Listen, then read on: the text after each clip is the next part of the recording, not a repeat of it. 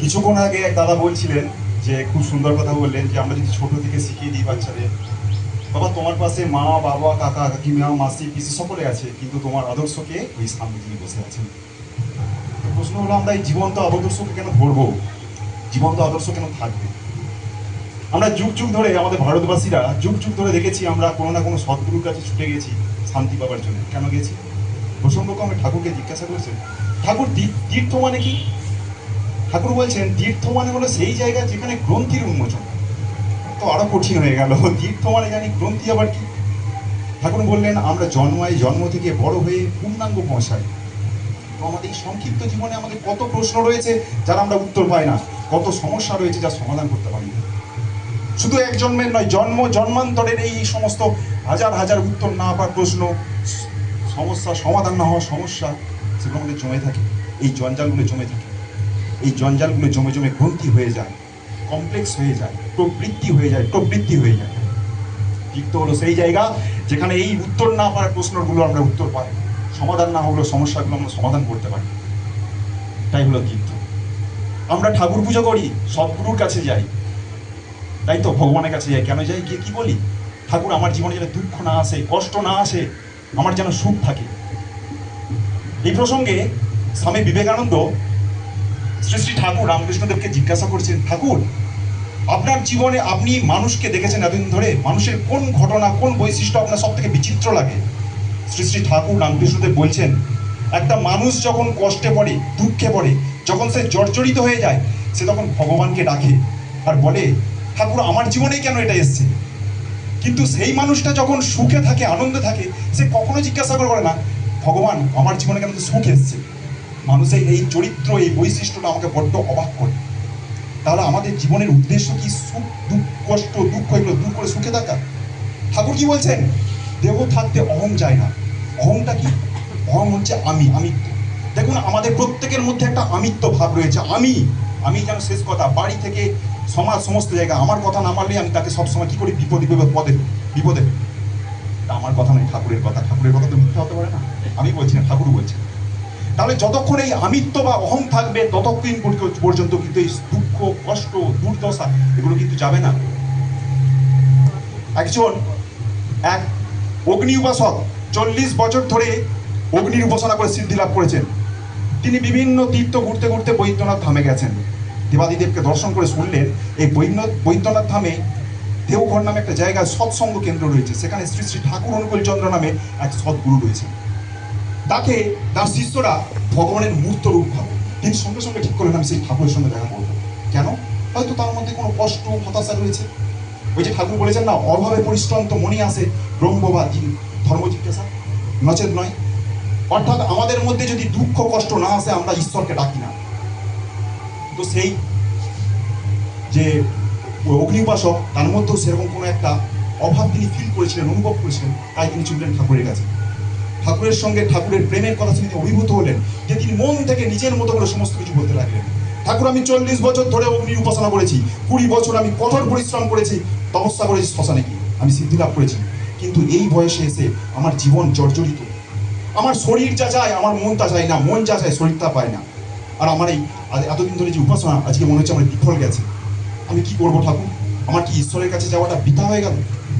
ঠাকুর তার বেদনাসিক্ত এই কথাগুলো শুনে ঠাকুর তাকে বলছেন, অগ্নি মানে কি? অগ্নি এসছে অগ ধাতু থেকে। অগ মানে কি? গতিশীল, গতি। অগ্নি চালালে কি হয়? সেটা গতিশীল হয়, ঊর্ধ্বগামী হয়। আমাদের জীবনটা কি? আমাদের জীবনটা গতিশীল, থেমে আছে কি? আমাদের জীবন সব সময় এগোচ্ছে। আমাদের জীবনটা গতিশীল। কোন দিকে গতিশীল? না ঊর্ধ্বমুখী। আমরা সবকিছু সবসময় উন্নতি করতে চাই। যে পড়াশোনা করছে সে ভালো পড়াশোনা করতে চায়, যে ভালো খেলছে সে আরো ভালো খেলতে চায়, যে শিল্পী তার শিল্প সত্তাকে আরো বাড়তে চায়। আমাদের জীবনটা গতিশীল। তাহলে অগ্নি যেমন গতিশীল এবং ঊর্ধ্বমুখী, আমাদের জীবনটাও হলো গতিশীল এবং ঊর্ধ্বমুখী। তাই অগ্নি হলো আমাদের জীবনের প্রতীক। আমাদের সংস্কৃতিতে, আমাদের আর্য সভ্যতায়, আমাদের আর্য সংস্কৃতিতে আমরা যখনই করি প্রদীপ জ্বালাই। কেন? না আমাদের জীবনের সামনে কাকে রাখি? ওই অগ্নিকে রাখি, অর্থাৎ আমাদের জীবনকে রাখি। আমাদের উপাসনার মূল উদ্দেশ্য হলো আমাদের জীবন। ঠাকুর বলছেন তাই আমাদের জীবনে সার্থকতা পেতে গেলে এরকম একটা জীবন্ত আদর্শের প্রয়োজন হয়, যার জীবন সর্বদা জাগ্রত থাকে। যদি এই সর্বদা আমরা এই জীবনমুখী কোনো ইষ্ট পুরুষকে না ধরি, তাহলে আমাদের জীবনে কোনো সার্থকতা আসে না। তখন সেই উপাসক জিজ্ঞাসা করছেন, তাহলে জীবন ঠাকুর আমার জীবনে কি শান্তি আসবে না? আমরা তো সকলকে বলি শান্তি শান্তি শান্তি, তাহলে শান্তি কোথায়? ঠাকুর তাকে বোঝাচ্ছেন, যখন আপনার জীবনে অশান্তি এসছে তখন শান্তিও নিশ্চয়ই আছে। দেখুন আমরা কোথায় বাস করছি? পৃথিবীতে। পৃথিবী কোথায় আছে? মহাশূন্যে ঘুরছে। মহাশূন্য মানে সব থেকে ফাঁকা শূন্য। আপনি একটা বলকে ধরুন, এখানে ছেড়ে দিন, কি হবে? বলটা পড়ে যাবে। কিন্তু একটা বলকে আপনি একটা দড়ির সঙ্গে কিছুটা আটকে দিন, একটা বাঁশের সঙ্গে আটকে দিন, বলটা পড়বে?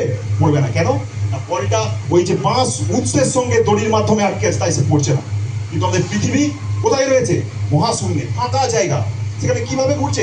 একই গতিপথে যুগের পর যুগ ঘুরে যাচ্ছে, তার একটু বিচ্যুতি হচ্ছে না। আবার দেখুন ব্যালেন্স, দাঁড়িপাল্লায় আপনি একদিকে কি চাপান? পাটখাড়া চাপিয়ে যান, আর একদিকটা ফাঁকা রাখুন, কি হবে? দাঁড়িপাল্লা যেটা পাটখাড়া চাপাচ্ছেন সেটা নিচে আসছে, আর অন্যটা উপর দিকে চলে যাচ্ছে। ব্যালেন্সটা কি হচ্ছে? চেঞ্জ হয়ে যাচ্ছে, পরিবর্তন হয়েছে, ভারসাম্য পরিবর্তন হচ্ছে।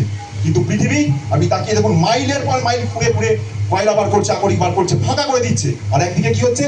ইটের পর ইট, পাথর, বালি, সিমেন্ট সব লাগিয়ে বাড়ি তৈরি, বিল্ডিং হচ্ছে। অর্থাৎ একদিকে চাপাচ্ছে, একদিকে ফাঁকা হচ্ছে। পৃথিবীর ভারসাম্য চেঞ্জ হচ্ছে। চেঞ্জ হচ্ছে কি? যদি চেঞ্জ হতো আমরা পড়ে যেতাম তো, পড়ছি না তো, তার মানে চেঞ্জ হচ্ছে না। তাহলে কি এমন শক্তি রয়েছে যেটা পৃথিবীকে শক্ত করে ধরে রেখেছে? এই শক্তিটা হচ্ছে মাধ্যাকর্ষণ শক্তি, ইউনিভার্সাল গ্র্যাভিটি, গ্র্যাভিটেশনাল ফোর্স, মাধ্যাকর্ষণ শক্তি।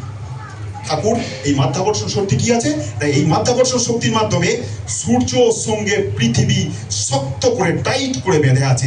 সূর্য হলো উৎস, সেই উৎসের সঙ্গে পৃথিবীর সঙ্গে সমগ্র সৌরজগৎ বেঁধে আছে। সৌরজগৎ নয়, অণু থেকে পরমাণু, শুধু সৌরজগৎই নয়, অণু থেকে পরমাণু, অতি সূক্ষ্ম যেগুলো দেখতে পাই না, সেই সূক্ষ্ম সূক্ষ্ম অণু পরমাণু থেকে সমগ্র জগৎ, সমগ্র সৌরজগৎ মাধ্যাকর্ষণ শক্তির মাধ্যমে এমন ভাবে যেখানে টাইট ভাবে বেঁধে আছে, কেউ কারো জায়গা থেকে বিচ্যুত হচ্ছে না।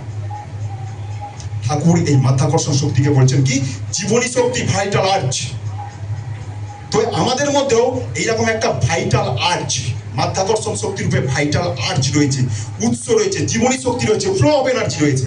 তাহলে আমাদের কি করতে হবে? এইরকম একটা মাধ্যাকর্ষণ শক্তি যেমন ওই সূর্য উৎস থেকে পৃথিবীকে আটকে রেখেছে, আমাদেরও এখানে মাধ্যাকর্ষণ শক্তিকে ধরতে, আমাদের ভাইটাল আর্চকে ধরতে হবে। সেই ভাইটাল আর্চ, সেই ভাইটাল আর্চ কি? সেই ভাইটাল আর্চ হচ্ছে আমাদের ইষ্ট পুরুষ, পরম পুরুষ, যিনি আমাদের ধরে রাখতে পারেন।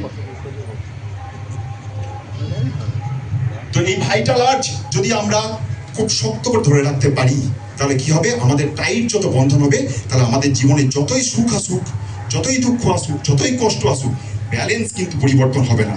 ওই যে গ্র্যাভিটেশনাল ফোর্স বা মাধ্যাকর্ষণ শক্তি যেমন পৃথিবীকে কোনোভাবেই বিচ্যুত করছে না, সেই ভাইটাল আর্চ, পরম পুরুষের সঙ্গে যে ভালোবাসার টান, সেটাও কিন্তু আমাদের কোনোভাবেই বিচ্যুত করছে না। ঠাকুর আছেন, তিনি আমাদের সকলকে ভালোবাসেন সমান্তরভাবে, কোনো পার্থক্য নেই। কিন্তু আমাদের যে চাওয়া পাওয়া, আকাঙ্ক্ষা, ইচ্ছা, এই যে বাধাগুলো, তাদের ভালোবাসার মাঝে আমাদের অন্তরায় হয়ে দাঁড়ায়। তাই আমরা যদি তাকে নিঃস্বার্থভাবে ভালোবাসতে পারি, নিঃস্বার্থভাবে ভাবতে পারি, তাহলে আমাদের চাওয়া পাওয়ার কোনো কিন্তু হিসাব থাকে না। সকলে ভালো থাকবেন, সকলের জন্য মঙ্গল কামনা করি। জয় গুরু।